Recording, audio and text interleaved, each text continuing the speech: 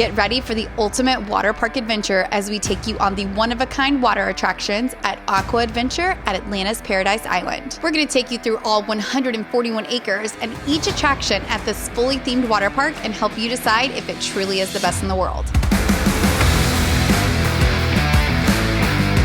All right, let's dive in. There are 2 areas that house the 8 slides, and the theming is great at both. The first one is the Mayan Temple, and we're going to start with the Leap of Faith slide. This is a daring, almost vertical drop from the top of the Mayan Temple. It's a 60-foot body slide through a clear tunnel submerged in a lagoon filled with sharks. Although you're going so fast, you probably won't see much because I definitely had my eyes closed.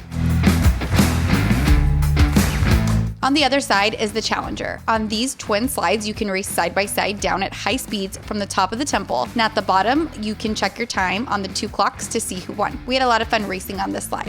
Ah, dang it.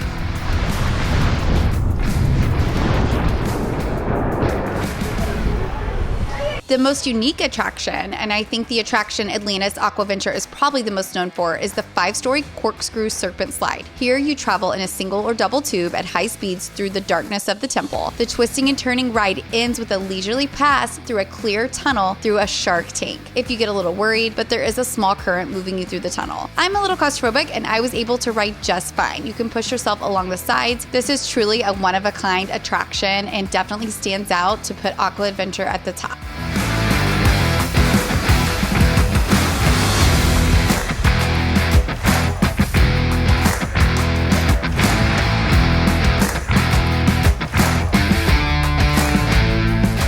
The last slide in the Mayan Temple is the Jungle Slide. This slide takes you through jungles and caves built into the Mayan Temple. This is an open-air body slide. It doesn't have any unexpected drops, which makes it perfect for younger riders. However, just like all the slides, you have to be 48 inches for the Jungle Slide, and they will check, and they are pretty strict.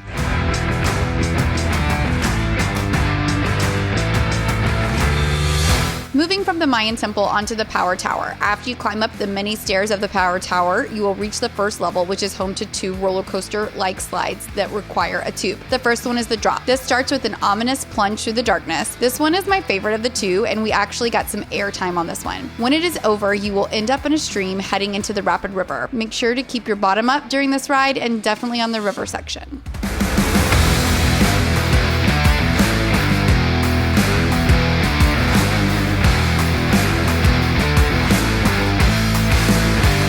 The other slide on the first level is the Falls. This slide drops you 58 feet as you go through a water roller coaster. If you're riding in a single tube, be prepared to twist and ride sideways or backwards. The slide also ends in a rapid stream dumping out into the river.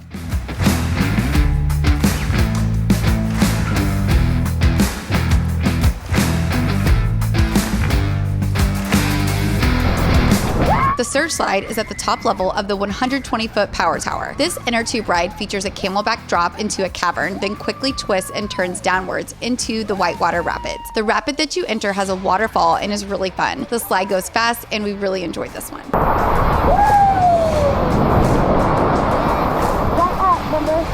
I know, my buddy's up.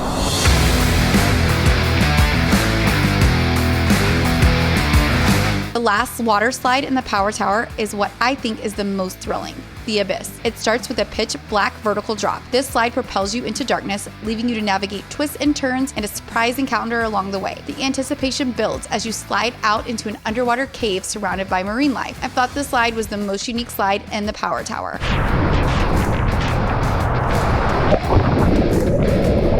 think that's a 10 out of 10 for the thrill.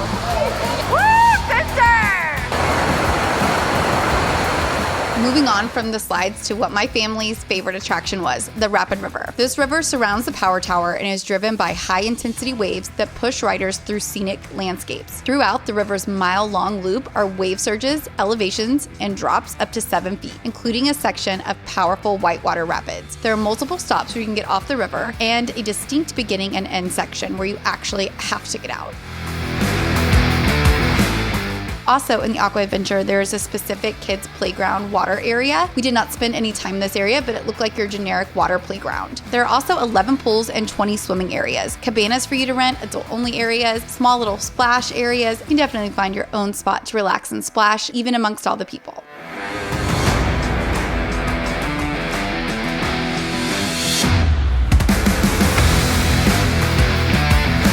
So is Aqua Adventure right for you? Like I mentioned, you must be 48 inches to ride all the slides. So last year, our youngest wouldn't have been able to do anything but the river. That would have been pretty awful. Now, if you don't have an adventurous kid, you may be fine, but for our family, it would have been a deal breaker for not all of us to be able to ride the slides. The theming, you just can't beat. There are so many details that separate it from other water parks in the Bahamas and anywhere else you've been. If you think about the other amenities at Aqua Adventure, then I think it's definitely worth a visit. The Atlantis beaches are incredible and the aquariums are great and well themed again. So if you're thinking of adding Atlantis to your cruise stop or staying here for a few days, then I don't think you will regret it. Thanks for watching. Check out our other Bahama videos and we'll see you next time.